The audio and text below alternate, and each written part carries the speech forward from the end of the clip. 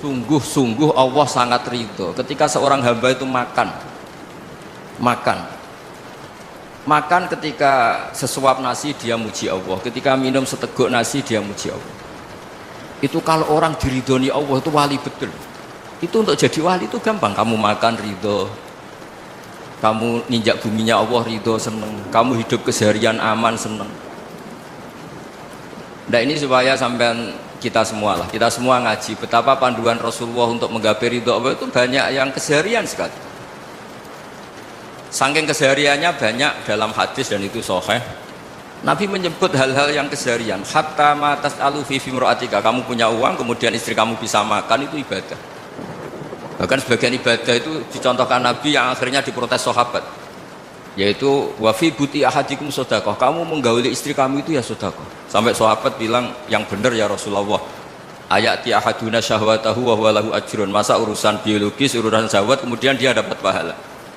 Nabi menjawab, alaysa law wada'aha fi haramin akana alaihi wisrun, bagaimana kalau dia meletakkan ke yang tidak benar, itu kan dosa. Nah, hal-hal seperti ini yang saya ingin teman-teman semua saya juga agak ingin ngaji demi Anda, juga agak ingin. Itu dosa sekali ngaji kok pesanan kelompok tertentu itu nggak boleh. Islam itu untuk semua. Jadi ya cuma karena di depan saya jenengan ya seakan-akan jenengan korbannya. Itu ada ilmunya dalam usul fikih itu. Jadi orang itu harus ngaji usul fikih. Nama yang disebut, mungkin Mas Sufyan masih ingat zaman ngaji usul fikih. Nama yang disebut itu tidak jaminan sebagai prioritas perintah. Jadi misalnya gini, kebetulan yang di depan Nabi itu Abu Dzar. Nabi ya bilang, ya Abu Dzarin ini uhibbuka misalnya, atau ya Mu'ad ini uhibbuka, atau ya Abu Hurairah ini uhibbuka. Banyaklah riwayat yang Nabi nyebut ya Abu Dzarin, ya Mu'ad, ya Abu Hurairah. Kemudian misalnya Nabi meneruskan khitab, ini uhibbuka, saya mencintai kamu, fakul dubur sholatin, atau sebagian riwayat disebut fala tada'anna dubura kulli sholatin Allahumma a'inni ala dzikrika wa syukrika wa husni ibadatik. Saya mencintai kamu, siapa saja, Mu'ad bisa, Abu Dzar bisa, siapa. Saya mencintai kamu, mohon kalau habis sholat kamu jangan lupa wiridan Allahumma a'inni ala dzikrika wa syukrika wa husni ibadatik. Ya Allah, tolong kami permudah supaya mudah ingat engkau. Anda tidak bisa mentang-mentang, wong nama saya Parmin, nama saya Purnomo, itu yang diperintahkan Mu'ad misalnya. Jadi yang disebut satu, tapi khitab itu untuk siapa saja. Saya teruskan. Jadi saya mohon semua kita melakukan kebaikan itu, kalau dalam kaidah fikih disebut al yakin la yuzalu bisyak. Banyak kebaikan yang kebenarannya itu 100%, tidak punya efek samping ke pihak lain, ke kelompok lain, ke komunitas lain. Itu tadi misalnya Anda makan dan itu murah sekali, hanya butuh satu piring, setiap punyaan kamu muji Allah, setiap minum kamu muji Allah. Itu redaksinya Rasulullah SAW disebut Allah sangat ridho ketika seorang hamba makan kemudian dia memuji Allah, atau minum kemudian dia muji Allah. Logikanya gampang, negara seperti ini yang kamu harapkan bentuknya kayak apa, mertua, ipar, komunitas, tetangga, itu nyata terjadi itu kan belum pasti. Sementara yang mesti terjadi adalah kamu butuh makan, kalau tidak mati, butuh minum, kalau tidak mati, butuh bumi yang nyaman ditempati, kalau tidak kita juga mati. Sebab itu Allah kalau menyebut nikmatnya itu hal-hal yang keseharian. Alladzi at'amahum min ju'. Allah itu siapa? Allah itu yang menciptakan kamu bisa makan, tidak berlebihan. Allah itu yang menciptakan kondisi sosial itu ideal. Zaman Nabi itu ya ada orang munafik, orang-orang pilihan Allah itu juga diuji orang sekelilingnya yang macam-macam. Semua diuji sesuai konteks zaman dan waktu. Nah, tapi ada ibadah-ibadah yang selalu disarankan Nabi. Sampai Nabi itu pernah ditanya, ayul islami khairun ya Rasulullah, Islam terbaik itu gimana? Jawaban Nabi itu unik, it'amut ta'am, Islam terbaik itu ya makan-makan, santai-santai. Ketika Allah menyebut beberapa kebaikan, falak tahamal aqobah, wa ma adrokan apa? Mal aqobah. Terusannya apa? Fakku rokobah. Terusannya apa? Au it'amun fi yaumin di masubaya, atau acara makan-makan itu juga Islam. Kenapa? Ya bayangkan kalau tidak ada makanan, kita mati kan? Kondisi sosial tidak ideal tuh Anda masih gak apa-apa, tapi kalau Anda tidak makan, Anda tidak minum, Kamu punya istri cerewet masih bisa hidup, punya mertua cerewet masih bisa hidup. Tapi kalau tidak makan bisa mati. Berarti penting mana istri sama makan? Penting mana? Makan. Semoga istri Anda dengar. Nanti kamu disuruh makan tapi pulang. Itu kalau dibahasakan makan masih memahami. Penting mana nasi satu piring dengan istri? Nggak ada nasi mati, nggak ada istri belum mati. Penting mana? Gak berani jawab kan? Ternyata Anda ada garang kan di depan istri. Jadi saya mohonlah, mungkin Mas Sufyan Sauri tadi yang bisa bantulah teman-teman tuh ngaji yang keseharian saja. Karena kita nyari ridha Allah itu berdasar firman Allah, dan firman Allah itu menyebut keseharian tuh yang gampang. Itu tadi misalnya wa min ayatihi manamukum bil laili wan nahar. Termasuk ayat-ayat Allah itu kamu tidur. Maka dulu itu ada guyonan, ada tokoh Mu'tazilah, kelompok dalam Islam yang berpikir manusia itu bisa menentukan ikhtiarnya sendiri. Karena saya bisa duduk, ingin berdiri. Karena kelompok ini nggak terima kalau semua kehendak Allah, nanti bagaimana kalau semua kehendak Allah kok ada hisab ya, ada sanksi. Lucunya itu dia akhirnya, ini cerita ya, mencintai seorang perempuan cantik sekali. Dan itu dia menjadi ahli sunnah itu oleh hal-hal yang sepele. Karena istrinya cantik, ya namanya suami istri hubungan intim. Terus ditanya, Mas masih ingin lagi? Masih. Silahkan diulang lagi. Wah ya tidak bisa. Katanya manusia bisa menentukan yang diinginkan. Itu tobat itu. Itu nggak bisa ditobatkan Mas Sufyan Ats-Tsauri. Orang cantik yang mudah nobatkan orang itu orang cantik. Segampang itu. Akhirnya kita tahu, makanya kalau dalam kitab Hikam itu disebut al-aqil mayyakul madza yaf'alu wa hubi wal ghafil mayyakul madza af'al. Orang yang punya akal karena sadar ini wilayah Allah, semua milik Tuhan, itu dia tiap hari berpikir besok Allah akan melakukan apa terhadap dunia ini. Kamu merencanakan sesuatu, mau plesir ternyata gempa, mau wisata ke Rusia ternyata perang. Kamu tidak pernah tahu apa yang akan terjadi besok. Wa ma tadri nafsum madza taksibu ghadan. Tapi anda semua kita ini sering punya jadwal permanen. Makanya saya kalau diundang siapa saja bisa netek. Yang jelas Gus ini acara penting. Ya masih acara penting nak pangeran ngersakno piye? Kok ape dadi pangeran? Kamu kok mau jadi Tuhan? Itu kadang ya kiai.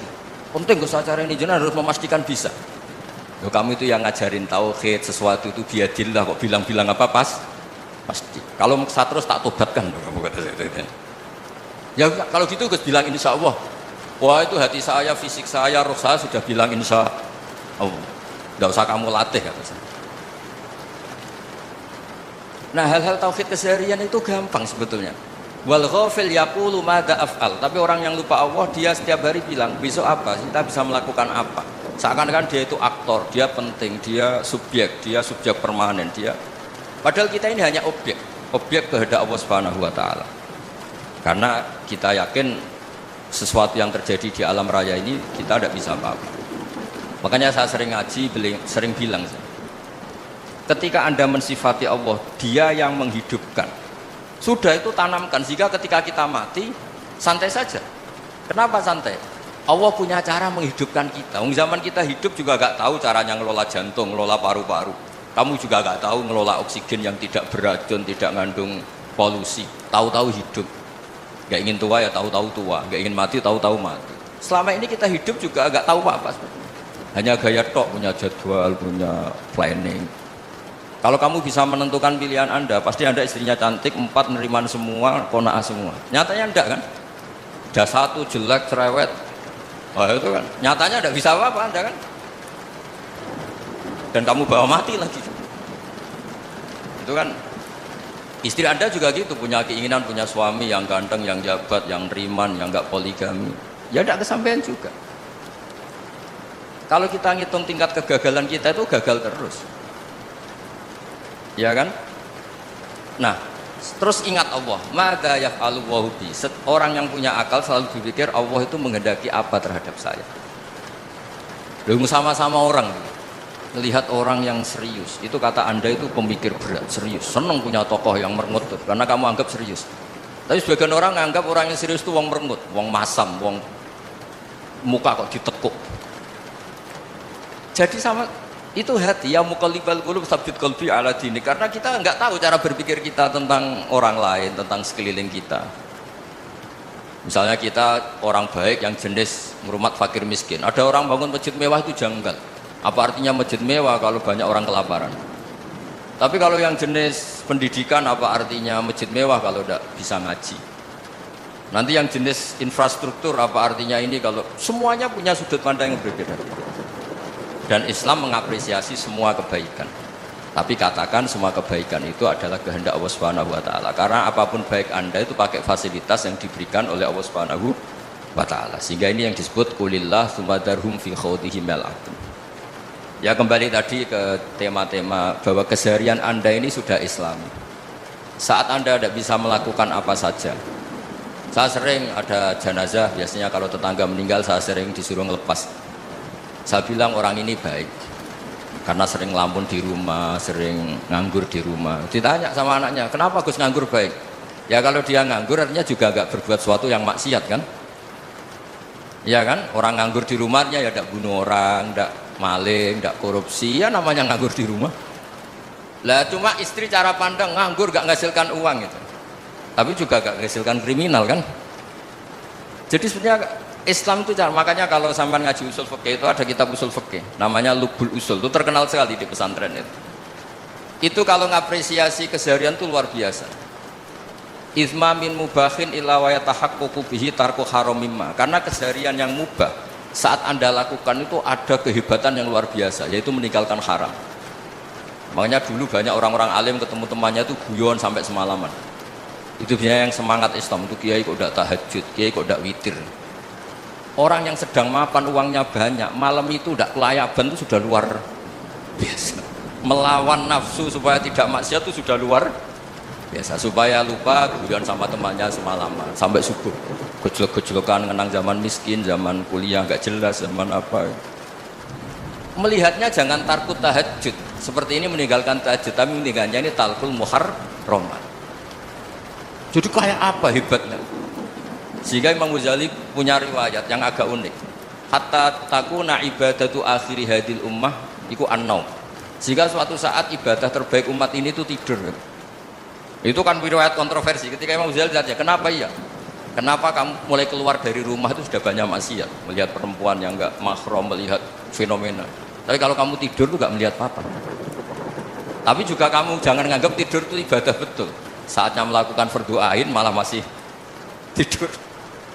Tapi itu sudut pandang yang menjadikan kita Islam itu gampang. Jadi saat Anda tidak bisa aktivitas apa-apa, misalnya ada beberapa orang yang lumpuh. Lumpuh itu memang nggak bisa Jumatan, nggak bisa ibadah, tapi dia juga nggak bisa maksiat.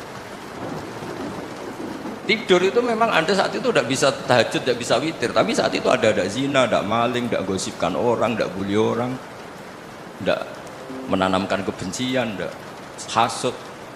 Sehingga tidur menurut Allah Ta'ala wa min ayatihi manamukum billaili apa? Wanahar. Karena di tidur itu selain ada unsur istirahat, jaga stamina, juga ada unsur meninggalkan beberapa keburukan. Nah saya mohon ibadah yang keseharian ini kita jaga. Supaya kita semua baca ayat itu fasih. Fasih itu tertanam di hati. Allah itu siapa? Alladzi at'amahum min ju'i wa amanahum min khauf. Dan Allah kalau cerita di Quran itu anna subabnal ma'a subba thumma syaqaqnal ardhan wa syaqqa fa'ambatna fiha habba wa inaba wa qadba wa zaituna wa nakhla wa hada'iqa hulba. Kamu tahu saya ini siapa, kata Allah.